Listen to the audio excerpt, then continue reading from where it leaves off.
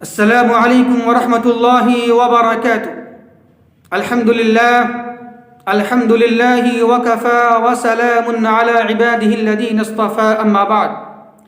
محترم سامعین کرام، آج ماہ رجب کی 26ویں تاریخ ہے اور آج ہی کی وہ رات ہے جس کو لوگ شب معراج کے نام سے مناتے ہیں، اور اس میں لوگ شب بیداری کرتے ہیں، عبادات کا اہتمام کرتے ہیں۔ تو آئیے ذرا اسی مناسبت سے آج ہم بات کریں گے کہ اللہ کے نبی صلی اللہ علیہ وسلم کو معراج کے موقع پر، یعنی جب اللہ کے نبی صلی اللہ علیہ وسلم معراج پر گئے تو اللہ تبارک و تعالی نے اپنے پیارے محبوب صلی اللہ علیہ وسلم کو کیا تحفے دیے۔ تو اللہ تبارک و تعالی نے اپنے نبی صلی اللہ علیہ وسلم کو اس موقع پر 4 تحفے عطا کیے۔ وہ کیا ہے؟ پہلا تحفہ ہے دن بھر میں 5 وقتہ نماز کی فرضیت۔ اس کی تفصیل یوں آتی ہے حدیث پاک میں، یعنی جب اللہ کے نبی صلی اللہ علیہ وسلم معراج پر گئے اور سدرہ منتہا کے اور آگے چلے گئے تو اللہ کے نبی نے بیان فرمایا کہ اللہ تبارک و تعالی نے مجھ پر یعنی روزانہ 50 وقت کی نماز شروع میں فرض کیا۔ پھر اس کے بعد اللہ کے نبی آتے ہیں حضرت موسیٰ علیہ السلام کے پاس، تو حضرت موسیٰ پوچھتے ہیں کہ اے محمد صلی اللہ علیہ وسلم، اللہ نے آپ پر کیا فرض کیا ہے؟ تو اللہ کے نبی نے بیان فرمایا کہ اللہ نے مجھ پر روزانہ 50 وقت کی نماز کو فرض کر دیا ہے۔ تو حضرت موسیٰ نے کہا کہ نہیں، آپ دوبارہ پھر جائیں اللہ کی بارگاہ میں اور کم کرنے کی گزارش کریں، کیونکہ آپ کی امت اس کو ادا نہیں کر پائے گی۔ تو چنانچہ کیونکہ میں بنی اسرائیل کا تجربہ کر چکا ہوں، تو پھر اللہ کے نبی صلی اللہ علیہ وسلم اللہ کی بارگاہ میں جاتے ہیں اور نماز میں کمی کرنے کی درخواست کرتے ہیں۔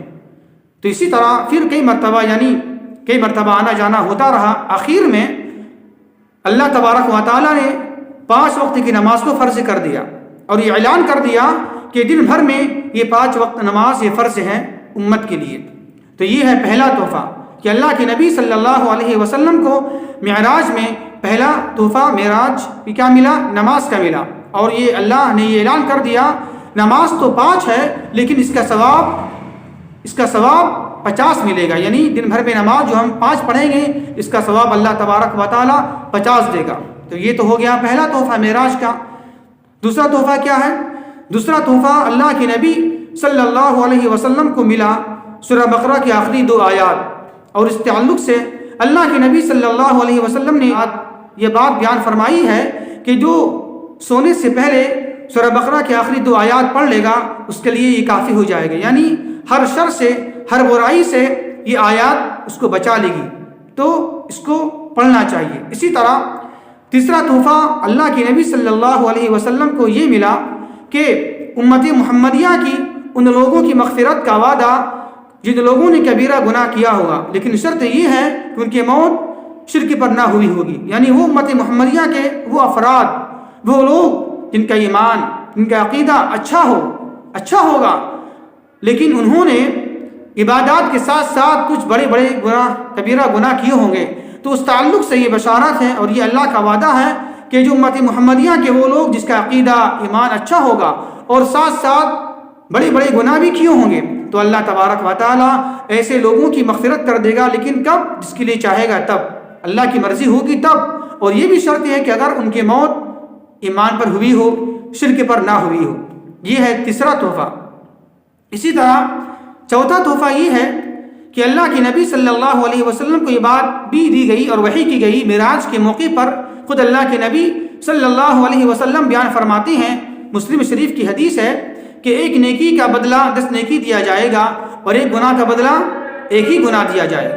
تو یہ ہے چوتھا تحفہ، یعنی 1 نیکی کا بدلہ 10 نیکی اور 1 گناہ کا بدلہ 1 ہی گناہ، جیسا کہ مسلم کی حدیث ہے۔ اللہ کے نبی صلی اللہ علیہ وسلم نے بیان فرمایا ہے کہ جو شخص نیکی کا ارادہ کرتا ہے تو صرف نیکی کا ارادہ کرنے کی بنا پر اس کے لیے 1 نیکی لکھ دی جائے گی، پھر جب اس نے وقت آنے پر وہ نیکی والا کام نہیں کیا کسی عذر کی بنا پر تو گناہ لکھا نہیں جائے گا۔ اگر وہ کام کر بھی لیا، یعنی نیکی والا کام کر بھی لیا، تو اللہ کے نبی بیان فرماتے ہیں اس کے لیے 1 نیکی کا بدلہ 10 نیکی لکھ دی جائے گی۔ اسی طرح جس نے کسی گناہ کا ارادہ کیا کہ میں گناہ کروں گا، لیکن وقت آنے پر وہ گناہ نہیں کرتا ہے، اللہ کے خوف سے ڈر جاتا ہے، وہ گناہ نہیں کرتا ہے، تو اللہ کے نبی صلی اللہ علیہ وسلم بیان فرماتی ہیں کہ اس کے لیے ایک نیکی لکھ دی جائے گی گناہ سے بچنے کی وجہ سے۔ اور اگر اس نے گناہ کا ارادہ کیا اور وہ برائی کر بھی لیا تو اللہ کے نبی صلی اللہ علیہ وسلم بیان فرماتے ہیں اس کے لیے صرف ایک گناہ لکھا جائے گا۔ یعنی پتہ ہی چلا کہ ایک نیکی کا بدلہ 10 نیکی ہے، 10 گناہ چڑھا کر دیا جائے گا، اور ایک برائی کا بدلہ صرف ایک ہی گناہ لکھا جائے گا۔ تو یہ بھی ایک تحفہ ہے جسے اللہ کے نبی صلی اللہ علیہ وسلم کو معراج کے موقع پر دیا گیا، جسے ہم شارٹ میں یوں کہتے ہیں کہ ایک نیکی کا بدلہ 10 نیکی ہے اور ایک گناہ کا بدلہ ایک ہی گناہ ہے۔ یہ ایک تحفہ ہے جسے اللہ کے نبی صلی اللہ علیہ وسلم کو معراج میں ملا ہے۔ تو یہ کل ملا کر 4 تحفے اللہ کے نبی صلی اللہ علیہ وسلم کو معراج میں ملے ہیں۔ وہ کیا ہیں؟ پہلا تحفہ 5 وقتہ نماز کی فرضیت، دوسرا تحفہ سورہ بقرہ کی آخری 2 آیات، اور تیسرا تحفہ امت محمدیہ کی ان لوگوں کی مغفرت کا وعدہ جن لوگوں نے کبیرہ گناہ کیا ہے لیکن شرط یہ ہے کہ ان کی موت ایمان پر ہوئی ہو۔ اور چوتھا تحفہ کیا ہے؟ ایک نیکی کا بدلہ 10 نیکی اور ایک گناہ کا بدلہ ایک ہی گناہ۔ یہ 4 تحفے ہیں۔ آخر میں ہم ایک بات بیان کرنا چاہیں گے کہ آج ہی کی وہ رات ہے جس تعلق سے لوگ بدعقیدگی کے شکار ہیں، یعنی لوگ آج کی رات میں شب معراج کو مناتے ہیں اور اس رات کو جاگتے ہیں، حالانکہ اس کا ثبوت کچھ بھی نہیں ہے۔ اللہ کے نبی صلی اللہ علیہ وسلم نے کس رات کو معراج کیا ہے اس میں اختلاف ہے۔ کسی نے کہا ہے کہ ہجرت سے 1 سال پہلے یہ واقعہ پیش آیا ربیع الاول کے مہینے میں، کسی نے کہا ہجرت سے 8 مہینہ پہلے یہ واقعہ پیش آیا رجب کے مہینے میں، کسی نے کہا ہجرت سے 6 مہینہ پہلے یہ واقعہ پیش آیا، کسی نے کہا ہجرت سے 11 مہینہ پہلے یہ واقعہ پیش آیا۔